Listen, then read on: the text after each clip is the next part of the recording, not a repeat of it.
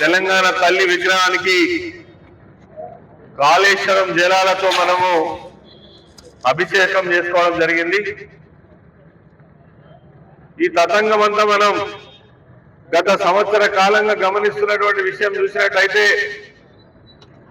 ఏదైతే తెలంగాణ రాష్ట్రంలో ఉన్నటువంటి నలుమూలలకు నీళ్ళిచ్చి రాష్ట్రాన్ని సస్యశ్యామలం చేయాలని ఆలోచన చేసి కాళేశ్వరం ప్రాజెక్టు నిర్మాణం చేసినటువంటి కేసీఆర్ గారిని బదనాం చేయాలనేటువంటి ఒక దురుద్దేశంతో మరి దీనిపైన రకరకాల కార్యక్రమాలు చేస్తూ చివరకు ఒక ఫేక్ కమిషన్ కూడా ఏర్పాటు చేసి ఇటు బీజేపీ కాంగ్రెస్ కుమ్ముక్కై బీఆర్ఎస్ పార్టీని అదే విధంగా కేసీఆర్ గారిని ఏదో రకంగా ఇబ్బంది పెట్టాలనే ఉద్దేశంతో కాళేశ్వరం ప్రాజెక్టును కేంద్రం చేసుకొని ఇది నిజంగా కూడా చెప్పాలంటే తెలంగాణ ప్రాంత ప్రజల యొక్క జీవన ఆధారం, దీన్ని నాశనం చేయాలనేటువంటి ఒక ప్రయత్నంలో భాగంగానే ఈరోజు కాంగ్రెస్ ప్రభుత్వం కానీ మన రాష్ట్ర ముఖ్యమంత్రి రేవంత్ రెడ్డి గాని కంకణం కట్టుకొని పనిచేస్తా ఉన్నారు.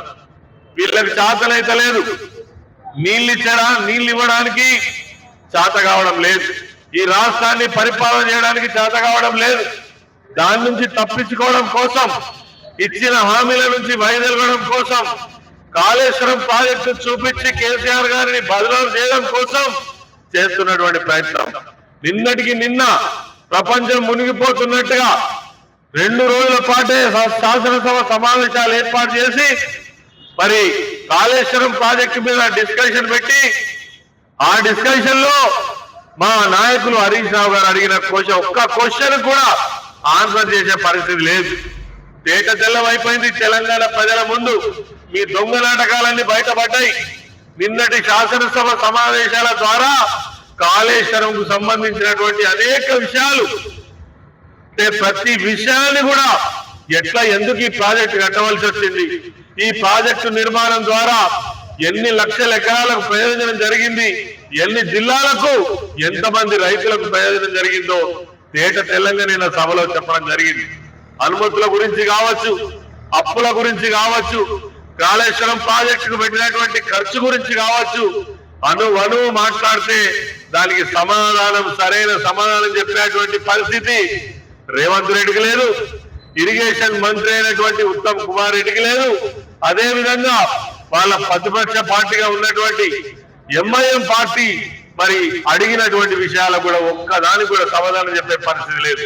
చివరగా ఈరోజు కాళేశ్వరం ప్రాజెక్టును కేసీఆర్ గారిని బదనాం చేయడమే కంకణంగా కట్టుకొని ఈరోజు మరి ఈ కమిషన్ అంతటికి ఎందుకు రాదు, సుంకిసాల కూలిపోతే కమిషన్ రాదు, అదే విధంగా ఎస్ఎల్బిసి కూలిపోతే కమిషన్ రాదు, పోలవరం కూలిపోతే కమిషన్ రాదు. ఇలా తెలంగాణలో మాత్రం ఇంత పెద్ద కాళేశ్వరం ప్రాజెక్ట్ లో 1-2 పిల్లల దగ్గర కుంగిపోతే అది ఎల్ఎన్టీ సంస్థనే మేమే బాగు చేస్తాం, ఇది 200-300 కోట్లలో మా బాధ్యత మేమే చేస్తామని చెప్పిన అనుమతి ఇవ్వకుండా కావాలనే మభ్యపెట్టి ఈ కాళేశ్వరం ప్రాజెక్టునే అసలు విఫలం, ఇది పనికిరాదని చెప్పే ప్రయత్నం కుట్ర జరుగుతా ఉన్నది. దీని ద్వారా ఏం జరగబోతుంది, ఏదైతే చంద్రబాబు నాయుడు కన్స్ట్రక్ట్ చేయబోయేటువంటి బనకచెర్ల ప్రాజెక్టుకు గోదావరి జలాలను అప్పజెప్పే ప్రయత్నం జరుగుతా ఉంది.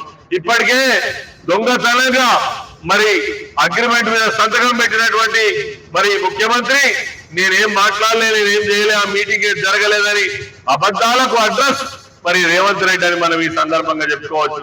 అందుకే ఈ రోజు రాష్ట్ర వ్యాప్తంగా అదే కాళేశ్వరం జలాలతోటి మన తెలంగాణ ఉద్యమంలో జన్మించినటువంటి తెలంగాణ తల్లి విగ్రహానికి ఈ రోజు మనం జలాభిషేకం చేసుకోవడం జరిగినాం. ఇప్పటికైనా రానున్న కాలంలో కేసీఆర్ గారి పైన మీరు ఎన్ని కమిషన్లు వేసుకుంటారో, ఎంతమంది సిబిఐకి అప్పచెప్తారో, ఇది నిజంగా ప్రజల కోసం నిర్మాణం చేసిన ప్రాజెక్టు. తెలంగాణ రాష్ట్రంలో కాళేశ్వరం వచ్చినాకనే తెలంగాణ రాష్ట్ర ప్రజల యొక్క రూపురేఖలు మారినాయి, ఆర్థిక స్థితి మారింది. ఇదందరూ కూడా తెలంగాణ ప్రజలకు తెలుసు. మీరు ఎన్ని కుట్రలు చేసినా విజయం సత్యం న్యాయమే గెలుస్తుంది, ధర్మమే గెలుస్తుంది.